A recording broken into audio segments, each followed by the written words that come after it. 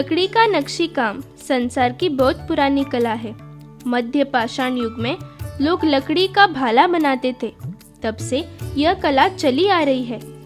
गोवा में लकड़ी का नक्शी काम 12वें शतक से आगे आया।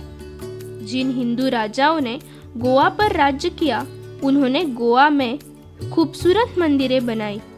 मंदिर में लकड़ी का नक्शी काम हमारे संस्कृति का प्रतीक है। इन मंदिरों में भीतर जाते ही आपको विविध भगवान की मूर्तियां दिखाई देगी। यह मूर्तियां नक्शी काम से बनाई गई है। इतना ही नहीं, कई मंदिरों में मंदिर में स्थापित उस भगवान का पूरा जीवन इन मूर्तियों में प्रदर्शित किया है। गोवा के कुछ मंदिरों में मंदिर के खंबे खूबसूरती से नक्शी काम से बनाए गए हैं।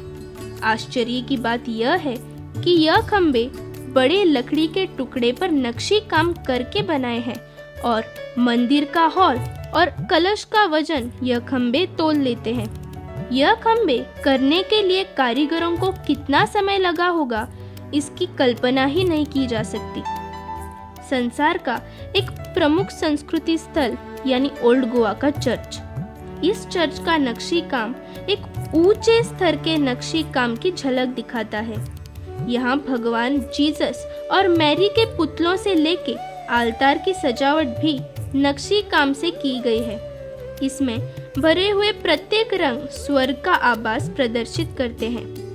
सन 1510 में जब पोर्तुगीज गोवा में आए, तब से चर्च निर्माण हुए और इनमें नक्शी काम का आरंभ हुआ। पोर्तुगीज ने इस काम में स्थानीय लोगों की मदद ली थी। इनमें रिबंदर गोवा का झो परिवार और चारी परिवार उन दिनों नक्शी काम में प्रगत था। पुरातन काल से गोवा के घरों में लोग लकड़ी के नक्शी काम से बनाए हुए फर्नीचर रखते हैं।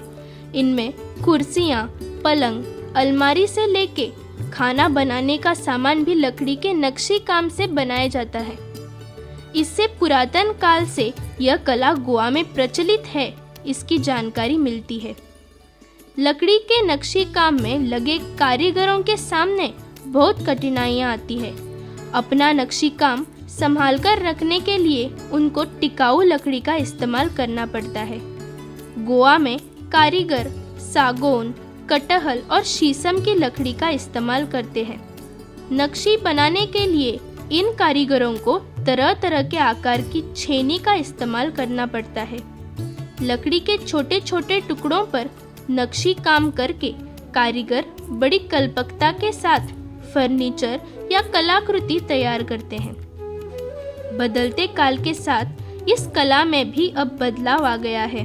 कुछ कारीगर इस काम में मशीनों का इस्तेमाल करने लगे हैं। गोवा के इस पारंपरिक कला की रक्षा, इसकी उन्नति करने हेतु हमारे विद्यालय ने यह प्रकल्प चुना है।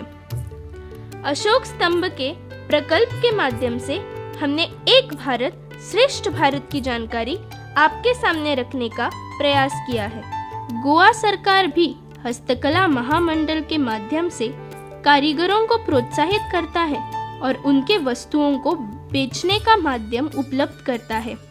गोवा में फेस्ट, कला उत्सव में फर्नीचर तथा विविध कलाकृतियों के दुकान लगाए जाते हैं।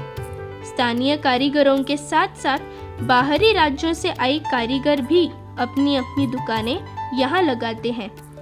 आज अन्य राज्यों की नक्शी कला हमारे स्थानीय नक्शी कला में दिखाई देती है, तो अन्य राज्यों की कारीगरी में गोवा के कला की झलक दिखाई देती है।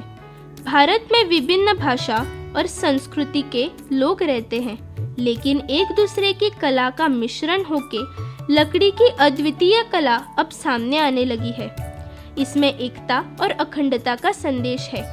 इसी एकता से आज गोवा में निर्माण हो रही है एक श्रेष्ठ नक्शी कला, जो एक भारत श्रेष्ठ भारत का आभास देती है।